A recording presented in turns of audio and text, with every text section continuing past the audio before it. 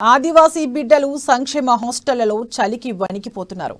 సరైన సౌకర్యాలు లేక తీవ్రమైన ఇబ్బందులు ఎదుర్కొంటున్నారు. ప్రధానంగా ఈ శీతాకాలంలో వేడి నీరు సరఫరా కాకపోవడంతో ఎముకలు కొరికే చలిలో చన్నీటితోనే స్నానాలు చేస్తూ నిత్య నరకం అనుభవిస్తున్నారు. కొన్ని చోట్ల సోలార్ వాటర్ హీటర్లు అసలే లేకపోగా మరికొన్ని చోట్ల ఉన్నా వాటిని సైతం మరమ్మతులు చేయించడంలో అధికారులు నిర్లక్ష్యం వహిస్తున్నారు. చలికాలం నేపథ్యంలో విద్యార్థులు పడుతున్న కష్టాలపై అమ్మా న్యూస్ గ్రౌండ్ రిపోర్ట్.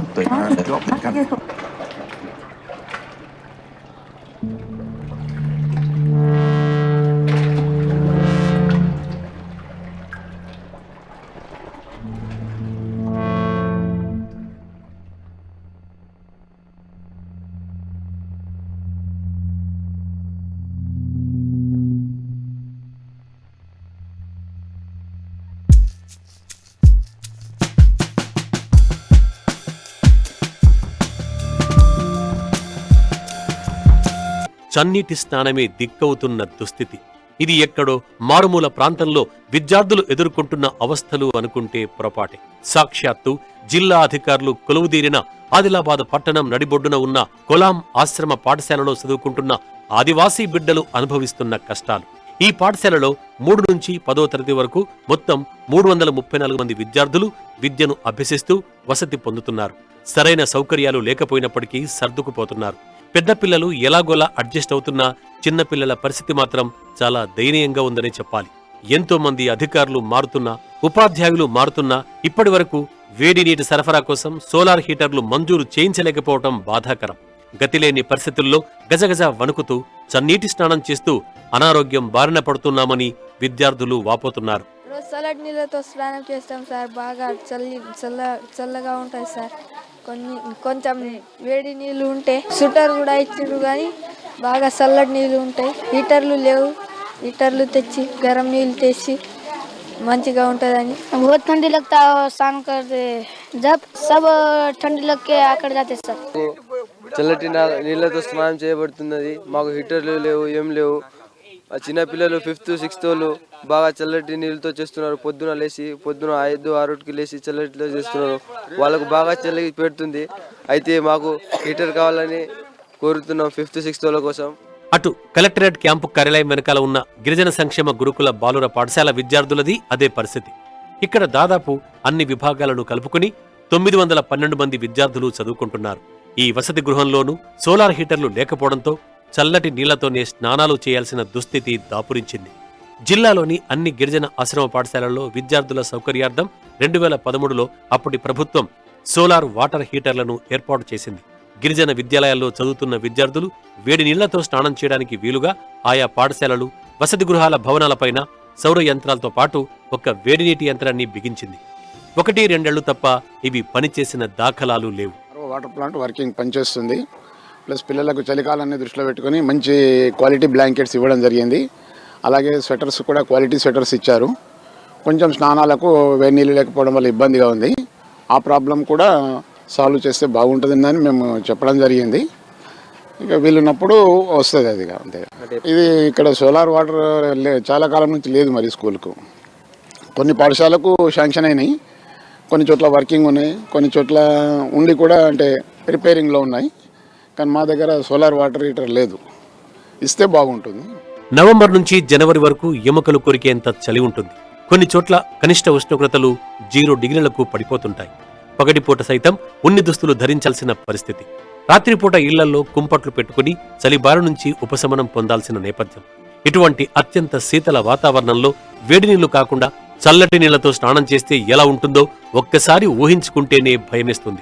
కానీ గిరిజన సంక్షేమ ఆశ్రమ ఉన్నత పాఠశాలల్లో వేలాది మంది విద్యార్థులు నిత్యం చన్నీటితోనే స్నానాలు చేస్తూ బతుకు జీవుడా అంటూ ఏండ్లుగా కాలం వెళ్లదీస్తున్నా ప్రభుత్వం పట్టించుకోకపోవడం శోచనీయమని బీజేపీ నాయకులు కంది శ్రీనివాసరెడ్డి అన్నారు.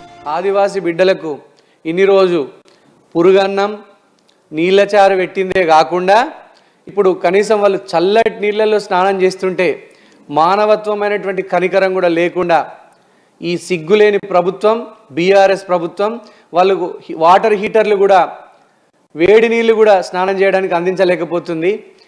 కొన్ని వాటర్ హీటర్ ప్లాంట్స్ ఉన్నా కూడా అవి నిరుపయోగంగా పడినాయి. వాటిని రిపేర్ చేసే నాదుడు లేదు, గవర్నమెంట్ దగ్గర ఫండ్స్ లేవు. ఇంత సిగ్గుమాలిన దిక్కుమాలిన ప్రభుత్వం, ఆదివాసీల ఉసురు పోసుకుంటున్న ప్రభుత్వం, న్యూయార్క్ డల్లాస్ లాగా స్కూళ్లను పెట్టి ఆదివాసీ బిడ్డలను చదివిస్తా అని చెప్పిన ప్రభుత్వం సోయి లేకుండా కనీస సౌకర్యాలు కల్పించలేకపోతుంది. అంటే ఈ రాష్ట్ర ప్రభుత్వానికి ఆదివాసీ బిడ్డలు చదువుకోవడం ఇష్టం లేదు. ఎందుకు? ఆదివాసీ బిడ్డలు చదువుకుంటే ప్రభుత్వంలో ఉన్నవాడిని గల్లాబడతారు, ప్రభుత్వంలో ఉన్నవాడిని ప్రశ్నిస్తారు. కాబట్టి ఆదివాసీ బిడ్డలకు చదువుకు దూరంగా ఉంచాలనేటువంటి భయంకరమైనటువంటి కుట్ర జరుగుతుంది. ఆదివాసీ బిడ్డలు మరొక్కసారి వాళ్ళ బిడ్డల చైతన్యం కోసమైనా చదువుల కోసమైనా ఈ రాష్ట్ర ప్రభుత్వం మీద తిరగబడాల్సినటువంటి సమయం ఆసన్నమైంది. ఆదిలాబాద్ డివిజన్ పరిధిలో ప్రీ మెట్రిక్ 14, 2 పోస్ట్ మెట్రిక్ గిరిజన ఆశ్రమ పాఠశాలలున్నాయి. మొత్తం 16 పాఠశాలల్లో 3000 పైచిలకు విద్యార్థులు అరకొర సౌకర్యాల నడుమ వసతి పొందుతున్నారు. ప్రభుత్వం సరైన నిధులు కేటాయించకపోవడంతో సంక్షేమం వీరికి సక్రమంగా అందడం లేదన్న విమర్శలొస్తున్నాయి. విద్యార్థులకు అందిస్తున్న పెట్టెలు సైతం 13 ఏళ్లుగా ఇవ్వడం లేదు. స్నానపు గదులు సరిగా లేకపోవడంతో ఆరుబయటే స్నానాలు చేయాల్సిన దుస్థితి కొన్ని వసతి గృహాల విద్యార్థులు ఎదుర్కొంటున్నారు. దీన్ని బట్టి చూస్తే విద్యార్థులపై ప్రభుత్వానికి ఏ పార్టీ చిత్తశుద్ధి ఉందో అర్థం చేసుకోవచ్చని ఆదివాసీ హక్కుల పోరాట సమితి నాయకులు బీజేపీ నేత కొడప సోనేరావు అన్నారు. పేద విద్యార్థులు చదువుకోవడానికి మరి సంక్షేమ హాస్టళ్లు మరి గత 8 సంవత్సరాల నుంచి కూడా ఎలాంటి సౌకర్యాలు కల్పించలేదని మేము ఆదివాసుల తరపున మేము ప్రభుత్వానికి డిమాండ్ చేస్తున్నాం. ఎందుకంటే అక్కడ ఉన్నటువంటి సౌకర్యాలు ఇప్పటికే లేవని లబోదిబోమని పిల్లలు మరి వాళ్ళ ఇండ్లకు వెళ్ళే పరిస్థితులు ఏర్పడ్డాయి. కాబట్టి ఇలాంటి పరిస్థితులు ఏర్పడడం వలన వాళ్ళ ఉన్న కుటుంబంలో ఉన్నటువంటి వాళ్ళ తల్లిదండ్రులు మరి హాస్టల్కి వచ్చేసి మరి ఆ పిల్లలకు సరిగా మరి వాటర్స్ లేకపోవడము, మరి అక్కడ వేడి నీళ్ళు మరి ఉండకపోవడము, మరి హాస్టల్ ఉన్నటువంటి మరి వాళ్ళకు పెట్టేటటువంటి పౌష్టికాహారం అందకపోవడము, మరి గిరిజన పిల్లలు మరి బడిలోనే ఉండలేరని ఒకటి చెప్పేసి వాళ్ళని ఇంటికి పంపే సోర్సెస్ ఏర్పాటు చేస్తున్నది ప్రభుత్వం అని కూడా మేము ఆ ప్రభుత్వానికి మేము మరి హెచ్చరిస్తున్నాం. అటు హాస్టళ్ల పర్యవేక్షణను అధికారులు గాలి కుదిలేశారన్న విమర్శలు వెల్లువెత్తుతున్నాయి. ప్రధానంగా ఆయా పాఠశాలలో ఏర్పాటు చేసిన సోలార్ వాటర్ హీటర్లు మరమ్మతులకు నోచుకోవడం లేదు. ప్రతి ఏటా విద్యార్థులు గజగజ వణుకుతూ చన్నీటితో స్నానం చేయాల్సి వస్తోంది. ఈ క్రమంలో అనేక మంది విద్యార్థులు అనారోగ్యానికి గురవుతున్న సంఘటనలు ఉన్నాయి. ప్రీ మెట్రిక్, పోస్ట్ మెట్రిక్ కు సంబంధించి 16 పాఠశాలల్లో చెంచుఘాట్, ఆదిలాబాద్, కొలాం ఆశ్రమ పాఠశాల, తాంసీ, తోషం, బేల పాఠశాలల్లో ఇంతవరకు సోలార్ వాటర్ హీటర్లు మంజూరు కాలేదు. చాలా సందర్భాల్లో పాఠశాల ఉపాధ్యాయులు అధికారుల దృష్టికి తీసుకెళ్తున్నా ప్రయోజనం చేకూరడం లేదు. ఎవరైనా విజిట్కు వచ్చినప్పుడు వారికి గోడు వెళ్లబోసుకోవడం, వారు స్పందించి తక్షణమే సమస్యను పరిష్కరిస్తామని చెప్పి ఆ తర్వాత దాన్ని మర్చిపోవడం పరిపాటిగా మారుతోంది. హీటర్ విషయంలో అయితే ప్రొవిజన్ అయితే లేదు. ప్రొవిజన్ లేకుండా కూడా స్పెషల్గా మేము ఒకవేళ ఏమన్నా గవర్నమెంట్ వాళ్ళు హెల్ప్ చేస్తారనే ఉద్దేశంతో ప్రపోజల్స్ పెడతాము. పెట్టిన తర్వాత మళ్ళీ దానికోసం కార్వాయి చేస్తాం. ఎప్పటికప్పుడు పిల్లలకు సదుపాయాల కోసం అయితే ఏదైనా అమ్యూనిటీస్ కానీ నిన్న కూడా దుప్పట్లు ఇచ్చినాం, కాస్మెటిక్స్ ఇచ్చినాం. దాదాపుగా ఎప్పుడు ఏ అమ్యూనిటీస్ వచ్చినా కూడా ఇస్తూనే ఉన్నాం. ఈ హీటర్ గురించి మళ్ళొకసారి అప్పీల్ చేస్తాం. ఆ తర్వాత హెడ్ ఆఫీస్ కూడా అప్పీల్ చేస్తాం. ఆ తర్వాత వాళ్ళు దాన్ని పరిశీలన చేస్తారు. జిల్లాలోని ప్రభుత్వ ఆశ్రమ పాఠశాలలో ఏర్పాటు చేసిన పరికరాలకు ఒక్కో హీటర్కు ప్రభుత్వం 2.25 లక్షల రూపాయలు వెచ్చించినట్టుగా తెలుస్తోంది. అయితే నిర్వహణను పట్టించుకోకపోవడంతో విద్యార్థులకు అవి కొన్ని చోట్ల ఉపయోగంలో లేకుండా పోయాయి. వీటి మరమ్మతుల కోసం ఆయా పాఠశాలల ప్రధానోపాధ్యాయులు ఉన్నతాధికారులకు చెప్పినా పట్టించుకోవడం లేదన్న విమర్శలు సైతం ఉన్నాయి. ఆ పరిధిలో టోటల్ 14 స్కూల్స్ వస్తాయి, ఆశ్రమ్ స్కూల్స్. అందులో 9 స్కూల్స్లలో సోలార్ వాటర్ హీటర్స్ అవైలబుల్గా ఉన్నాయి, వర్కింగ్ కండిషన్లోనే ఉన్నాయి. మేము ఆల్రెడీ రిపేర్ అనేవి చేపించేసాము. రిమైనింగ్ 5 స్కూల్స్లలో ఏంటంటే శాంక్షన్ అవ్వలేదు. శాంక్షన్ అవ్వడం కోసం ప్రపోజల్ కూడా పంపించాము. అది శాంక్షన్ అవ్వగానే మా పిల్లలకే యూజ్ అయ్యేలాగా మేము చర్యలు తీసుకుంటాము. సోలార్ వాటర్ హీటర్ రిపేర్ వస్తే కనుక అవి మేమే ఇంజనీరింగ్ సెక్షన్ వాళ్ళ హెల్ప్ తీసుకొని చేస్తాము. ఇట్లా రిపేర్ ఉన్నట్టు అయితే ఏ స్కూల్ నుండి రాలేదు మాకు. ఎందుకు అని అంటే ఆల్రెడీ రిపేర్ ఈ వింటర్ సీజన్ స్టార్ట్ అవ్వకన్నా ముందే మేము రిపేర్ అనేది చేపించేసాము. ఒకవేళ మా దృష్టిలో వస్తే కనుక ఇట్లా ఇష్యూ ఉంది అని మేము వెంటనే అది రిపేర్ అయ్యేలాగా చూస్తాం. ఇప్పటికైనా అధికారులు స్పందించి సౌర పరికరాలకు మరమ్మతులు చేపట్టాలని, లేని చోట్ల